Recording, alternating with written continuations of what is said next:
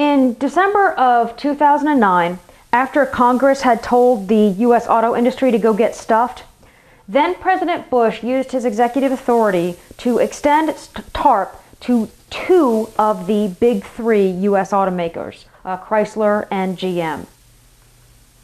Not much to do with mortgage-backed securities, but the recession that was part and parcel of the housing bust was the last straw for an industry that had been rotting for years.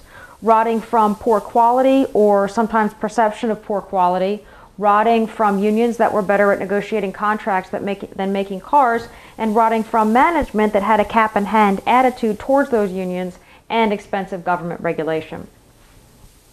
The Obama administration continued the TARP program for autos and created an auto task force, which in turn created an auto team, which was comprised of people who knew nothing about the U.S. auto industry to run the U.S. auto industry.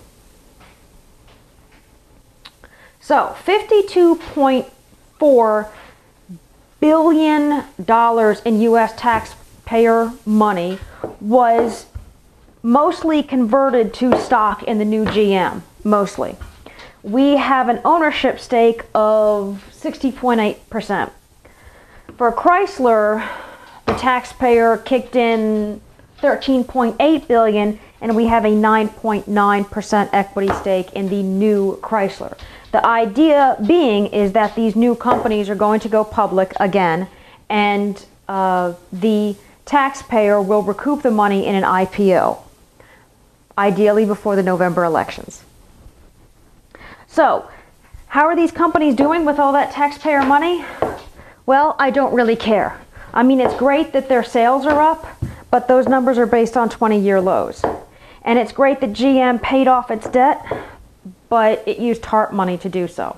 I mean, let's face it, the only reason these guys had success to begin with back in the 1950s was because all of our global competition was flat on its back from World War II. When those guys recovered, Detroit couldn't take the heat. And now the taxpayer has to support their good jobs. As I said a couple of episodes ago, I'm not really sure if the people we had in charge at the time, either the Bush lame duckers or the Obama transformers, could have exercised the regulatory self-control necessary for American ingenuity and hard work to remake these companies, which I think is totally possible.